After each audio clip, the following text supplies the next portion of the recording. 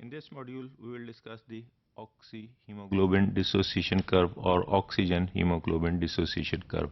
अब हमने इसको अगले फ्यू मॉड्यूल्स में हमने देखना है कि oxyhemoglobin dissociation curve राइट पे भी शिफ्ट होता है, लेफ्ट पे भी शिफ्ट होता है. उससे पहले हमें एग्जैक्टली पता होना चाहिए कि what exactly is the oxygen और ऑक्सी डिसोसिएशन कर्व. और पिछले मॉड्यूल में हमने डिफाइन किया कि बोहर इफेक्ट क्या था. तो बोहर इफेक्ट जो है वो इस ऑक्सी डिसोसिएशन कर्व के ऊपर इफेक्ट करता है और ये कर्व हम इस यहाँ डिफाइन करेंगे और बोहर इफेक्ट के साथ इसका कोरिलेशन देखेंगे. तो therefore the Bohr effect decreased affinity of hemoglobin for oxygen caused by increase of carbon dioxide and pH. ये हमने पहले भी पिछले मॉड्यूल में भी यही डिस्कस किया कि बोहर इफेक्ट क्या डिफाइन करता है कि ऑक्सीजन की एफिनिटी जो है फॉर हीमोग्लोबिन वो डिक्रीज हो जाती है when there is increase in the carbon dioxide and pH and many more things we will discuss in detail. As such, one of these is 2,3-bisphosphoglycerate. Therefore, oxyhemoglobin dissociation curve is displaced to the right because of the higher partial pressure of carbon dioxide and lower pH. अब हम पहले define करेंगे किया हमने कि oxy dissociation curve क्या है, oxy haemoglobin dissociation curve क्या है. अब इसकी लेफ्ट और राइट शिफ्ट भी हमने डिफाइन करनी है. तो हम इसको डिफाइन करेंगे लेफ्ट और राइट शिफ्ट से क्या मुराद है, ये किस वजह से होती है. तो ये भी बोहर इफेक्ट की वजह से ही है कि जिस वक्त एफिनिटी उसकी इंक्रीज होती है या डिक्रीज होती है इन लंग्स एंड टिश्यू तो वो उसको अकॉर्डिंगली राइट और लेफ्ट में शिफ्ट करता है. उसकी वजह से ऑक्सीजन सैचुरेशन जो है वो डिफरेंशिएट हो जाती है और डिफरेंट किस्म की होती है. This curve describes the relationship between the available oxygen and amount of oxygen carried by the hemoglobin. The horizontal axis is partial pressure of oxygen or the amount of oxygen available. ये हम curve देखेंगे graph में कि इसमें horizontal axis पे हम define करेंगे कि जो है ना पार्शियल प्रेशर ऑफ ऑक्सीजन जो है वो लिखा होगा कि वो हॉरिजॉन्टल एक्सिस पे partial pressure oxygen which is the oxygen which is available for the binding of the hemoglobin. On the vertical axis, the saturation of oxygen or the amount of hemoglobin which is saturated with the oxygen is defined in this particular curve.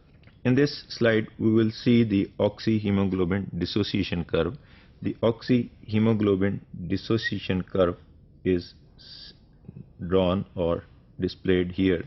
We can see here, पिछली हमने slide में बात की थी कि यहाँ पे हमने डिफाइन किया था पिछली स्लाइड में कि पार्शियल प्रेशर ऑफ ऑक्सीजन जो है वो हम इस एक्सिस पे ले रहे हैं और हॉरिजॉन्टल एक्सिस पे और वर्टिकल एक्सिस पे हम पार्शियल जो सैचुरेशन है ऑक्सीजन की उसको डिफाइन करेंगे.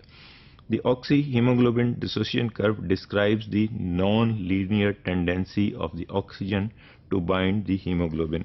अगर ये लीनियर टेंडेंसी होती तो ये कर्व स्ट्रेट अवे इस तरह यहाँ से चल जाता, लेकिन ये इसकी हमने पिछले कुछ मॉड्यूल्स में डिफाइन किया था कि ये सिग्माइडल टाइप कर्व बन रहा है जिसको एस शेप कर्व भी कहते हैं.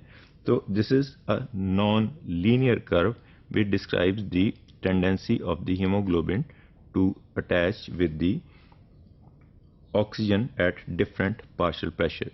The oxyhemoglobin dissociation curve mathematically equates the percentage saturation of hemoglobin to the peripheral pressure or the partial pressure of the oxygen in the blood. तो ये डिफाइन क्या कर रहा है ऑक्सीहीमोग्लोबिन डिसोसिएशन कर्व के पार्शियल प्रेशर जो है वो ऑक्सीजन का किस तरह सैचुरेट कर रहा है. We can see here, हमने शुरू में भी डिफाइन किया था कि अराउंड 40 के करीब जो है ये होगी जो है ना 40 मिलीमीटर ऑफ मर्करी जो है पार्शियल प्रेशर ऑक्सीजन का ये टिश्यूज़ में है. तो यहाँ पे हम देख सकते हैं कि अराउंड 70 to 75% जो है वो ये सैचुरेट हो रही है, जबकि 60 मिलीमीटर ऑफ मर्करी जहाँ पार्शियल प्रेशर आएगा तो वहाँ ऑलमोस्ट 100% ये सैचुरेट हो रही है. उसके बाद जाके ये कर्व स्ट्रेट हो जाता है कि इसके बाद और ऑक्सीजन बढ़ाते जाएं तो 70, 80, 90, 100% पे भी जाके ये कर्व जो है ना वो स्ट्रेट रहता है, कोई बहुत ज़्यादा फ़र्क नहीं पड़ता.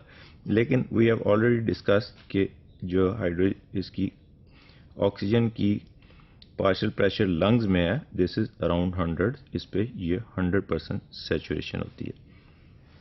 Once the partial pressure of oxygen reached at 60 millimeter of mercury, the curve is almost flat. यही हमने पिछली उसमें स्लाइड में देखा, indicating that there is little change in the saturation above this point के 60% पे जब आ गया, 60 मिलीमीटर ऑफ मर्करी पे जब उसका पार्शियल प्रेशर ऑक्सीजन का आ गया, तो वहाँ जाके ऑलमोस्ट 100% जो है वो सैचुरेट होगी, और उसके ऊपर जाके कर्व जो है उससे ऊपर जितनी भी आप बढ़ाते जाएंगे ऑक्सीजन की जो है ना वो पार्शियल प्रेशर, वो कर्व फ्लैट होता जा रहा है।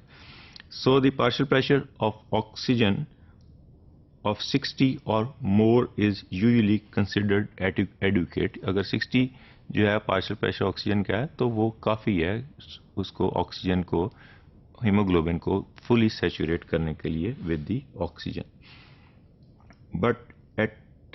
But at less than 60 millimeter of mercury, the curve is very steep, and small changes in partial pressure of oxygen generally reduces the saturation of oxygen. ये हमने पिछली स्लाइड में भी कर्व, जहाँ हमने कर्व डिफाइन किया था वहाँ देखा था कि ऊपर जाके वो फ्लैट हो गया कर्व, जबकि 60 से नीचे 40 और 60 के दरमियान और 0 से 40 के दरमियान हम देखें तो कर्व जो है वो काफ़ी स्टीप है, इस तरह कर्व जा रहा है, जबकि ऊपर जाके वो स्ट्रेट लाइन में चला जाता है, ऊपर जाके फ्लैट हो जाता है। तो इसका मतलब है कि इनिशियली जो हम बढ़ाते जाएंगे उसकी जो है ना पार्शियल प्रेशर ऑक्सीजन का, उस तरह इनिशियली उसकी सैचुरेशन जो है वो भी इंक्रीज होती जाएगी। The term affinity is used to describe oxygen's attraction to hemoglobin binding site.